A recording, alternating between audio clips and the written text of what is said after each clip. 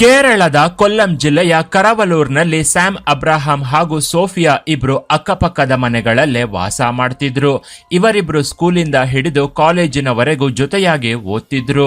ಅಲ್ಲದೆ ಚರ್ಚ್ಗಳಲ್ಲಿ ಹಾಡುಗಳನ್ನ ಹಾಡೋ ಟೈಮಲ್ಲಿ ಇಬ್ರು ಜೊತೆಯಾಗಿ ಹಾಡ್ತಿದ್ರು. ಸ್ಕೂಲ್ ದಾಟಿ ಕಾಲೇಜಿಗೆ ಕಾಲಿಡ್ತಿದ್ದಂತೆ ಇಬ್ಬರಿಗೂ ಯೌವನ ಚಿಗುರೊಡೆದಿತ್ತು. ಚರ್ಚಲ್ಲಿ ಹಾಡುಗಳನ್ನ ಹಾಡ್ತಲೇ ಸ್ಯಾಮ್ ಹಾಗೂ ಸೋಫಿಯಾ ಲವ್ ಅಲ್ಲಿ ಬಿದ್ದಿದ್ರು. ಹೀಗೆ ಲವ್ ಮಾಡ್ಕೊಂಡೆ ಇವರಿಬ್ರು ಡಿಗ್ರಿಯನ್ನು ಕಂಪ್ಲೀಟ್ ಮಾಡಿದ್ರು. ಕಾಲೇಜಿನ ದಿನಗಳಲ್ಲಿ ಇಬ್ರು ಒಬ್ಬರನ್ನ ಒಬ್ರು ಬಿಟ್ಟು ಇರಲಾರದಷ್ಟು ಲವ್ ಮಾಡ್ತಿದ್ರು. ಆದ್ರೆ ಈ ವಿಚಾರ ಸೋಫಿಯಾ ತಂದೆಗೆ ಗೊತ್ತಾಗಿ ಮಗಳನ್ನ ಎಚ್ಚರಿಸಿದ್ದ. ಇದನ್ನ ಮುಂದುವರೆಸದಂತೆ ಮಗಳಿಗೆ ಬುದ್ಧಿ ಹೇಳಿದ್ದ. ಆದ್ರೆ ಸೋಫಿಯಾ ಸ್ಯಾಮ್ನ ಬಿಟ್ಟು ಇನ್ಯಾರನ್ನು ಮದುವೆಯಾಗೋದಿಲ್ಲ ಅಂತ ಪಟ್ಟು ಹಿಡಿದಿದ್ಲು. ಮಗಳು ಸ್ಯಾಮ್ನೆ ಮದುವೆಯಾಗ್ತೀನಿ ಅಂತ ಹಠ ಮಾಡಿದ್ರಿಂದ ತಂದೆ ಕೂಡ ಸರಿ ಅಂತ ಹೇಳಿ ಇವರ ಮದುವೆಗೆ ಒಪ್ಕೊಂಡಿದ್ದ. ಆದ್ರೆ ಇಲ್ಲಿ ಇನ್ನೊಂದು ಟ್ವಿಸ್ಟ್ ಕೂಡ ಕಾದಿದೆ. ಸೋಫಿಯಾ ಒಂದು ಕಡೆ ಸ್ಯಾಮ್ನ ಲವ್ ಮಾಡ್ತಾನೆ, ಅರುಣ್ ಕಮಲಾಸನ್ ಅನ್ನೋ ಇವನನ್ನು ಕೂಡ ಲವ್ ಮಾಡ್ತಿದ್ಲು. ಸೋಫಿಯಾಗೆ ಸ್ಯಾಮ್ ಜೊತೆ ಎಂಗೇಜ್ಮೆಂಟ್ ಆಗಿತ್ತು. ಇದನ್ನ ಅರುಣ್ಗೆ ಹೇಳಿ ಸೋಫಿಯಾ ಇವನ ಜೊತೆಗೂ ಎಂಜಾಯ್ ಮಾಡೋಕೆ ಶುರು ಮಾಡಿದ್ಲು. ಹೀಗೆ ಇವಳು MSc ಯಲ್ಲಿ ಡಿಗ್ರಿನ ಮಾಡಿದ್ರೆ ಅರುಣ್ ಜೊತೆಗಿನ ಕಾಮದಾಟದಲ್ಲಿ ಮಾಸ್ಟರ್ ಡಿಗ್ರಿಯನ್ನ ಕಂಪ್ಲೀಟ್ ಮಾಡಿದ್ಲು. ಕೇರಳ ಕುಟ್ಟಿಯಾಗಿದ್ರಿಂದ ವಿದ್ಯೆ ಇವಳಿಗೆ ತಾನಾಗೆ ಒಲಿದು ಬಂದಿತ್ತು. ಓದಲ್ಲಿ ಚುರುಕಾಗಿ ಇದ್ದಿದ್ರಿಂದ ಸೋಫಿಯಾಗೆ ಕ್ಯಾಂಪಸ್ ಸೆಲೆಕ್ಷನ್ ನಲ್ಲೇ ತಿರುವನಂತಪುರಂನ ಪ್ರತಿಷ್ಠಿತ ಸಾಫ್ಟ್ವೇರ್ ಕಂಪನಿಯೊಂದರಲ್ಲಿ ಕೆಲಸ ಸಿಕ್ಕಿತ್ತು. ಇನ್ನೊಂದು ಕಡೆ ಇವಳ ಎರಡನೇ ಪ್ರಿಯಕರ ಅರುಣ್ ಕಮಲಾಸನ್ ಕೂಡ ಮಾಸ್ಟರ್ ಡಿಗ್ರಿ ಮುಗಿಸಿ ಬೆಂಗಳೂರಿನತ್ತ ಕೆಲಸಕ್ಕೆ ಬಂದಿದ್ದ. ಹೀಗೆ ಸೋಫಿಯಾ ಅತ್ತ ಪ್ರೀತಿಸಿ ಕೈ ಹಿಡಿಯೋ ಗಂಡ ಹಾಗೂ ಪ್ರಿಯಕರ ಅರುಣ್ ಜೊತೆ ಮನ್ಮಥರಾಸ ಆಟಗಳನ್ನ ಆಡ್ತಾ ಕಾಲ ಕಳೀತಿದ್ಲು. ಬರ್ತಾ ಇವಳು ಸ್ಯಾಮ್ಗಿಂತಲೂ ಅರುಣ್ನೆ ಸೀರಿಯಸ್ ಆಗಿ ಲವ್ ಮಾಡೋಕೆ ಶುರು ಮಾಡಿದ್ಲು. ಸ್ಯಾಮ್ಗಿಂತಲೂ ಅರುಣ್ ಕೊಡ್ತಿದ್ದ ದೈಹಿಕ ಸುಖವೇ ಇವಳಿಗೆ ಹಿತವಾಗಿರ್ತಿತ್ತು. ಹೀಗಾಗಿ ಇವಳು ಸ್ಯಾಮ್ನ ಬಿಟ್ಟು ಅರುಣ್ ಜೊತೆಗೆ ಹೆಚ್ಚು ಕಾಲ ಕಳೆಯೋಕೆ ಇಷ್ಟಪಡ್ತಿದ್ಲು. ಸೋಫಿಯಾಗೆ ಸ್ಯಾಮ್ ಜೊತೆ 2008ರಲ್ಲಿ ಮದುವೆಯಾಗಿತ್ತು. ಈ ಗ್ಯಾಪ್ ಅಲ್ಲಿ ಅರುಣ್ ಕುಮಾರ್ ಕೂಡ ಮದುವೆಯಾಗಿದ್ದ. ಆದ್ರೂ ಇವನಿಗೆ ಸೋಫಿಯಾ ಜೊತೆ ದಿನ ಎಂಜಾಯ್ ಮಾಡೋ ಆಸೆ ಹುಟ್ಕೊಂಡಿತ್ತು.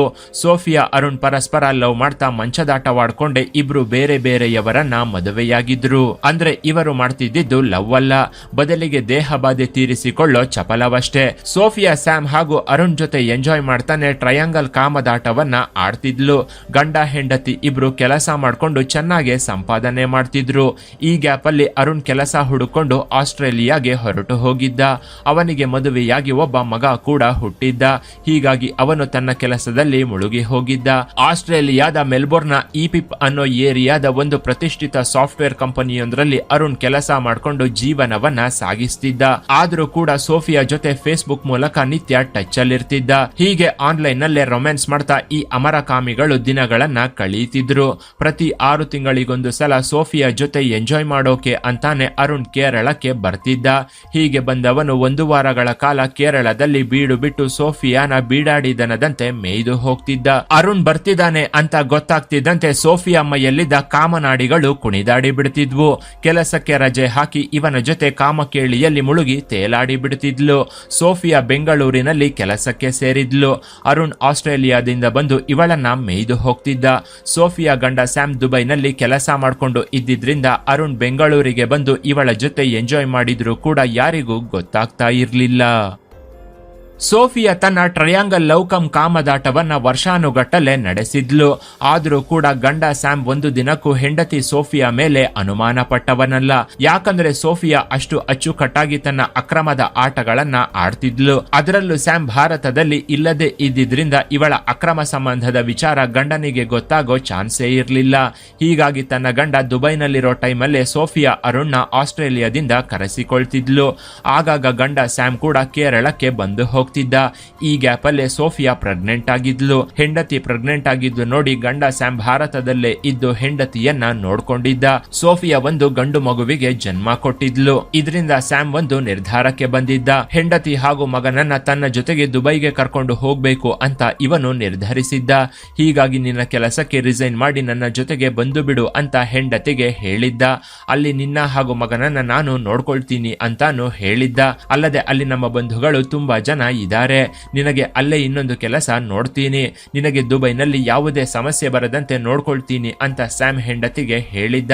ಆದ್ರೆ ಇಲ್ಲಿ ಸೋಫಿಯಾ ಆಲೋಚನೆ ಬೇರೆ ಇತ್ತು. ಇವಳಿಗೆ ಗಂಡ ಸ್ಯಾಮ್ ಅವಶ್ಯಕತೆ ಇರಲಿಲ್ಲ. ಇವಳ ಮೈ ತುಂಬಾ ಅರುಣ್ ತುಂಬಿಕೊಂಡಿದ್ದ. ಅವನ ಜೊತೆ ಇವಳಿಗೆ ದೇಹ ಹಂಚ್ಕೊಳ್ಳೋದು ಮಾತ್ರ ಮುಖ್ಯವಾಗಿತ್ತು. ಅರುಣ್ ಗುಂಗಲ್ಲಿ ಬಿದ್ದಿದ್ದ ಇವಳು ಗಂಡನ ಜೊತೆ ದುಬೈಗೆ ಹೋಗೋದನ್ನ ತಪ್ಪಿಸಿಕೊಳ್ಳೋಕೆ ಮುಂದಾಗಿದ್ಲು. ಸೋಫಿಯಾಗೆ ಆಸ್ಟ್ರೇಲಿಯಾಗೆ ಹೋಗ್ಬೇಕು ಅನ್ನೋ ಆಸೆ ಇತ್ತು. ಯಾಕಂದ್ರೆ ಅಲ್ಲಿ ಇವಳ ಪ್ರಿಯಕರ ಅರುಣ್ ಇವಳಿಗಾಗಿ ದಿನ ಪರಿತಪಿಸ್ತಿದ್ದ. ಇದರಿಂದ ಸೋಫಿಯಾ ಅಕ್ಕ ಆಸ್ಟ್ರೇಲಿಯಾದ ಮೆಲ್ಬೋರ್ನ್ ನಲ್ಲಿ ನರ್ಸ್ ಆಗಿ ಕೆಲಸ ಮಾಡ್ತಿದ್ದು, ತಾನು ಕೂಡ ಮೆಲ್ಬೋರ್ನ್ಗೆ ಹೋದ್ರೆ ಅರುಣ್ ಜೊತೆ ಕಾಲ ಕಳೆಯಬಹುದು ಅಂತ ಸೋಫಿಯಾ ಅನ್ಕೊಂಡಿದ್ಲು. ತನ್ನ ಅಕ್ಕನ ಮೂಲಕ ಮೆಲ್ಬೋರ್ನ್ ನ ಸಾಫ್ಟ್ವೇರ್ ಕಂಪನಿಯೊಂದರಲ್ಲಿ ಕೆಲಸವನ್ನ ಹುಡುಕಿದ್ಲು. ಸತತ 6 ತಿಂಗಳ ಬಳಿಕ ಸೋಫಿಯಾಗೆ ಒಂದು ಸಾಫ್ಟ್ವೇರ್ ಕಂಪನಿಯಲ್ಲಿ ಕೆಲಸ ಸಿಕ್ಕಿತ್ತು. ಇವಳಿಗೆ ಕೆಲಸ ಸಿಗೋದಕ್ಕೆ ಅರುಣ್ ಕೂಡ ತುಂಬಾನೇ ಟ್ರೈ ಮಾಡಿದ್ದ. ಕೆಲಸ ಸಿಕ್ತಿದ್ದಂತೆ ಸೋಫಿಯಾ ಆಸ್ಟ್ರೇಲಿಯಾಗೆ ಹಾರಿದ್ಲು. ನೀನು ಕೂಡ ಕೆಲಸಕ್ಕೆ ರಿಸೈನ್ ಮಾಡಿ ಬಂದ್ಬಿಡು ಅಂತ ಗಂಡ ಸ್ಯಾಮ್ಗೆ ಹೇಳ್ತಿದ್ಲು. ತನ್ನ ಹೆಂಡತಿಗೆ ಒಳ್ಳೆ ಸಂಬಳ ಬರ್ತಿದ್ರಿಂದ ಸ್ಯಾಮ್ ಕೂಡ ಇದಕ್ಕೆ ಸರಿ ಎಂದಿದ್ದ. ಮೊದಲಿಗೆ ಸೋಫಿಯಾ ಆಸ್ಟ್ರೇಲಿಯಾಗೆ ಬಂದು ಇಳಿತಿದ್ದಂತೆ ಒಂದು ರೂಮ್ ನ ಮಾಡಿ ಅಲ್ಲಿಗೆ ಅರುಣ್ನ ಕರೆಸಿಕೊಂಡು ಎಂಜಾಯ್ ಮಾಡೋಕೆ ಶುರು ಮಾಡಿದ್ಲು. ಆಫೀಸ್ ಕೆಲಸದ ಮೇಲೆ ಹೋಗ್ತಿದ್ದೀನಿ ಅಂತ ಹೇಳಿ ಅರುಣ್ ಸೋಫಿಯಾ ಜೊತೆ ಕಾಮಕೇಳಿ ನಡೆಸಿ ಬಳಿಕ ಅಲ್ಲಿಂದ ಆಫೀಸ್ಗೆ ಹೋಗ್ತಿದ್ದ. ಅರುಣ್ ಹೆಂಡತಿಗೆ ಗಂಡನ ಯಾವೊಂದು ವಿಚಾರವೂ ಗೊತ್ತಿರಲಿಲ್ಲ. ಈ ಕ್ರಮದಲ್ಲಿ ಸೋಫಿಯಾ ಆಸ್ಟ್ರೇಲಿಯಾಗೆ ಹೋದ 10 ತಿಂಗಳ ಬಳಿಕ ಸ್ಯಾಮ್ ಕೂಡ ದುಬೈನಲ್ಲಿ ತನ್ನ ಕೆಲಸಕ್ಕೆ ರಿಸೈನ್ ಮಾಡಿ ಆಸ್ಟ್ರೇಲಿಯಾಗೆ ಬಂದಿದ್ದ. ಹೀಗೆ ಬಂದ ಗಂಡನ ಜೊತೆ ಸೋಫಿಯಾ ಮೆಲ್ಬೋರ್ನ್ ಹೊರವಲಯದಲ್ಲಿ ಒಂದು ಬಾಡಿಗೆ ಮನೆ ತಗೊಂಡು ಅಲ್ಲೇ ಜೀವನವನ್ನ ನಡೆಸೋಕೆ ಶುರು ಮಾಡಿದ್ಲು. ಗಂಡ ಬಂದ್ರೂ ಕೂಡ ಅವನಿಗೆ ಗೊತ್ತಾಗದಂತೆ ಪ್ರಿಯಕರನ ಜೊತೆ ಸೋಫಿಯಾ ಪಲ್ಲಂಗದಾಟವನ್ನ ಮುಂದುವರೆಸಿದ್ಲು. ಸ್ಯಾಮ್ಗೆ ಅನುಮಾನ ಬರದಂತೆ ಸೋಫಿಯಾ ನೋಡ್ಕೊಳ್ತಿದ್ಲು. ಆಗ್ಲೇ ಇವರಿಬ್ಬರ ಶೃಂಗಾರದ ಆಟಗಳು ಉತ್ತುಂಗಕ್ಕೇರೋಕೆ ಶುರುವಾಗಿತ್ತು. ಯಾಕಂದ್ರೆ ಇವರಿಬ್ರು ಏಕಾಂತವಾಗಿ ಕಾಲ ಕಳೆಯೋ ಟೈಮಲ್ಲಿ ಇವರು ಅನುಭವಿಸುತ್ತಿದ್ದ ಪ್ರತಿಯೊಂದು ಸುಖದ ಕ್ಷಣಗಳನ್ನ ಒಂದು ಡೈರಿಯಲ್ಲಿ ಬರೆದಿಟ್ಟುಕೊಳ್ತಿದ್ರು. ಇತ್ತೀಚಿನ ದಿನಗಳಲ್ಲಿ ವಿಡಿಯೋ ಮೂಲಕ ತಮ್ಮ ರಸಗಳಿಗೆಗಳನ್ನ ಸೆರೆ ಹಿಡಿಯೋದು ಮಾಮೂಲಿ. ಆದ್ರೆ ಈ ಅಮರಕಾಮಿಗಳು ತಮ್ಮ ರಸಗಳಿಗೆಗಳನ್ನ 10 ವರ್ಷಗಳ ಹಿಂದೆನೆ ಡೈರಿಯಲ್ಲಿ ರಸವತ್ತಾಗಿ ವರ್ಣಿಸುತ್ತಾ ಬರೆದಿಟ್ಟುಕೊಂಡಿದ್ರು. ಆ ಡೈರಿ ಸ್ಯಾಮ್ ಕಣ್ಣಿಗೆ ಬೀಳದಂತೆ ಸೋಫಿಯಾ ಎಚ್ಚರ ವಹಿಸಿದ್ಲು. ಹೀಗೆ ಅರುಣ್ ಹಾಗೂ ಸೋಫಿಯಾ ಕಾಮದಾಟಕ್ಕೆ ಆ ಡೈರಿ ಸಾಕ್ಷಿಯಾಗಿತ್ತು.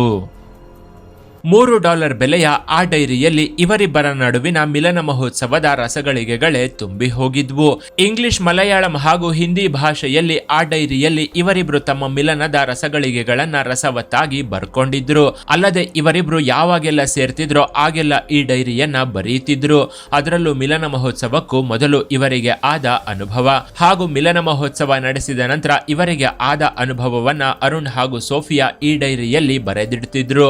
ನಾನು ನಿನ್ನವಳಾಗಿರಲು ಬಯಸ್ತೇನೆ, ಆದ್ರೆ ನೀನು ನನ್ನವನಲ್ಲ. ನೀನು ನನ್ನನ್ನ ಬಿಗಿಯಾಗಿ ಅಪ್ಪಿಕೊಳ್ತೀಯ. ನಾನು ನಿನ್ನ ತೋಳುಗಳಲ್ಲಿ ಕರಗಿ ಹೋಗಲು ಬಯಸ್ತೇನೆ. ಪ್ಲಾನ್ ಮಾಡೋದು ಯಾವಾಗ್ಲೂ ಅಗತ್ಯ.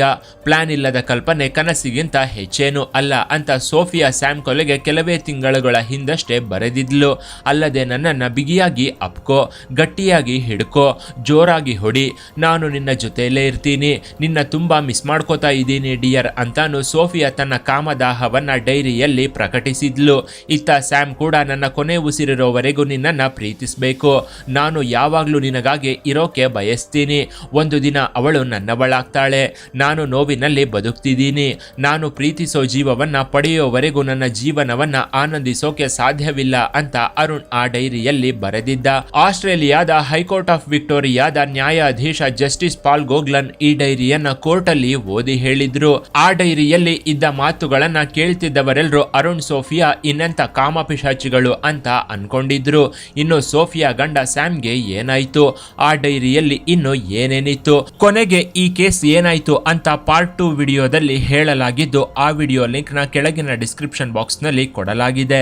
ಅದನ್ನ ಸಹ ನೋಡಿ ಅಂತ ಹೇಳ್ತಾ ಇನ್ನಷ್ಟು ಇಂಟ್ರೆಸ್ಟಿಂಗ್ ವಿಡಿಯೋಗಳಿಗಾಗಿ ಚಾನೆಲ್ ನ ವಿಸಿಟ್ ಮಾಡಿ.